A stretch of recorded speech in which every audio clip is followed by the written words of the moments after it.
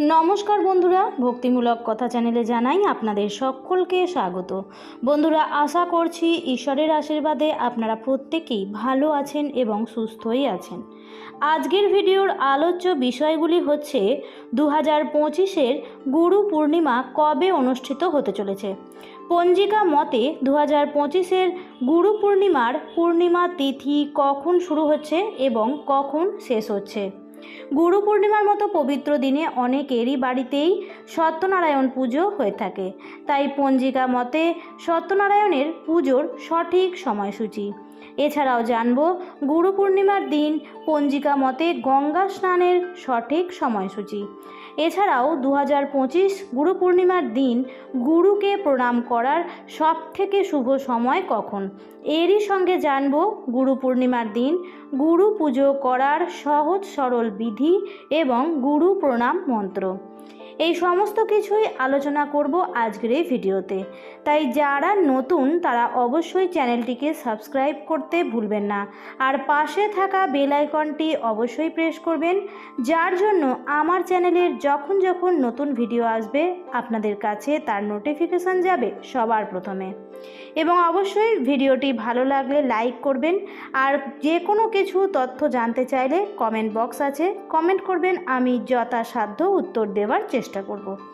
বৈদিক যুগ থেকেই গুরুকে শ্রদ্ধা জানানোর জন্য আষাঢ় মাসের এই পূর্ণিমার তিথিতেই পালিত হয় গুরু পূর্ণিমা। এছাড়াও এটি আষাঢ় পূর্ণিমা, ব্যাস পূর্ণিমা এবং বেদব্যাস জয়ন্তী হিসেবেও চিহ্নিত। আসলে গুরু শব্দের অর্থ কী? গুরু হলো আমাদের অন্ধকারাচ্ছন্ন জীবন থেকে অন্ধকারকে দূর করে জ্ঞানের আলোয় প্রজ্বলিত করেন। গুরু আমাদের সমস্ত রকমের প্রশ্ন, উত্তর, জিজ্ঞাসা ও মনের অস্থিরতা, অহংকারকে নিবারণ করে আমাদের নতুন করে আলোর দিশার পথ দেখান। হিন্দু ধর্মে একজন গুরু হলেন একজন ব্যক্তিগত আধ্যাত্মিক শিক্ষক। প্রাচীন ভারতে বেদের জ্ঞান মৌখিকভাবে গুরুর কাছ থেকে শিষ্যের কাছে প্রেরণ করা হতো। গুরু পূর্ণিমার পেছনের পৌরাণিক কাহিনীর সূত্রপাত ঋষি বেদব্যাসের জন্মের সময় থেকে, যাকে মহাভারত এবং পুরাণের রচয়িতা বলা হয়। তিনি বেদকে 4টি ভাগে বিভক্ত এবং সম্পাদনা করেছিলেন বলে জানা যায়। দেবাদিদেব মহাদেব হলেন আমাদের আদি গুরু। মহাদেবের প্রথম শিষ্য ছিলেন সপ্তঋষির সেই 7 ঋষি। পুরাণের কথা মতো এই বিশেষ পবিত্র দিনে দেবাদিদেব মহাদেব রূপান্তরিত হয়েছিলেন আদি গুরু রূপে। সপ্তঋষির 7 ঋষিকে তিনি মহাজ্ঞান প্রদান করেছিলেন এই দিনেই। গুরু পূর্ণিমার তিথির গুরুত্ব এবং মাহাত্ম্য অপরিসীম। তাহলে চলুন বন্ধুরা, এবার সবার প্রথমেই জেনে নেওয়া যাক 2025-এর গুরু পূর্ণিমা কবে পালন করা হবে। 2025 সালের গুরু পূর্ণিমা পালন করা হবে 10ই জুলাই, বাংলার 25শে আষাঢ়, বৃহস্পতিবার দিন। এবার জানাবো পঞ্জিকা মতে গুরু পূর্ণিমার পূর্ণিমা তিথি কখন শুরু হচ্ছে এবং কখন শেষ হচ্ছে। গুরু পূর্ণিমার তিথি শুরু হচ্ছে 9ই জুলাই 2025 বুধবার রাত্রি 1:23 থেকে এবং পূর্ণিমা তিথি সমাপ্ত হচ্ছে 10ই জুলাই 2025 বৃহস্পতিবার রাত্রি 2:34। গুরু পূর্ণিমার মতো পবিত্র দিনে অনেকের বাড়িতেই সত্যনারায়ণের পুজো, ব্রত, উপবাস এবং নিশি পালন করা হয়ে থাকে। তাই এবার জানিয়ে দিচ্ছি 2025 সালের পঞ্জিকা মতে গুরু পূর্ণিমার দিন সত্যনারায়ণের ব্রতের সময়সূচি হল 10ই জুলাই বৃহস্পতিবার সন্ধে 6:15 থেকে এবং পুজো সম্পন্ন করতে হবে 7:54 মধ্যে।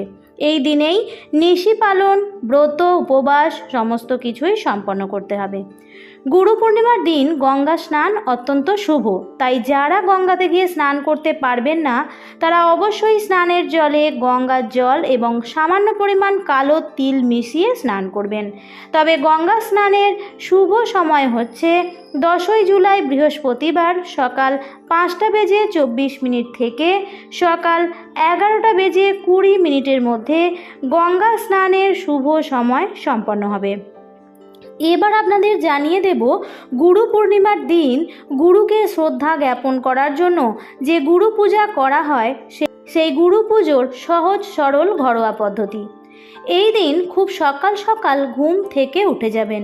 যাদের কাছে পিঠে গঙ্গা আছে তারা গঙ্গায় গিয়ে স্নান করবেন, আর যাদের পক্ষে গঙ্গা স্নান করা সম্ভব নয় তারা অবশ্যই জলে সামান্য কালো তিল মিশিয়ে স্নান করবেন এবং স্নানের পর অবশ্যই গঙ্গার জলের ছিটে নিয়ে নেবেন।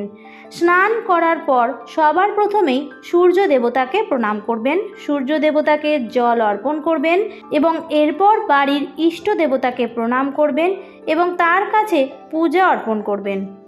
এরপর বাড়ির ঈশান কোণ অর্থাৎ পূর্ব দিকে একটি চৌকি পাতবেন এবং তার উপর হলুদ বস্ত্র পেতে তার উপর গুরুর ছবি অথবা গুরুর পাদুকা আপনি রাখবেন এবং তারপর আপনি পুজো করবেন।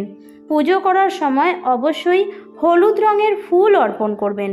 খুব সুন্দরভাবে নৈবেদ্য সাজাবেন এবং তুলসী পাতা, দূর্বা এবং ঘিয়ের প্রদীপ অবশ্যই প্রজ্বলিত করবেন।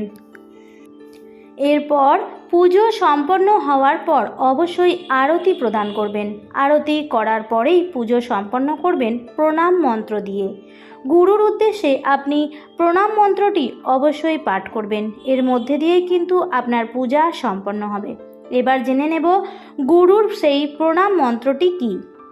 অখণ্ড মণ্ডলাকারং ব্যাপ্তং যেন চরাচরম তদপদং দর্শিতং যেন তস্मै শ্রী গুরুবে নমঃ। অজ্ঞানতিমিরান্ধস্য জ্ঞানাঞ্জন শলাকয়া চক্ষুরুন্মীলিত যেন তস্मै শ্রী গুরুবে নমঃ। গুরু ব্রহ্মা গুরু বিষ্ণু গুরুদেব মহেশ্বর গুরুরেব পরং ব্রহ্ম তস্मै শ্রী গুরুবে নমঃ। আমার আজকের ভিডিওটি এই পর্যন্তই। ভিডিওটি দেখে ভালো লাগলে লাইক, কমেন্ট এবং অবশ্যই শেয়ার করে দেবেন। ভিডিওটি দেখার জন্য অসংখ্য ধন্যবাদ।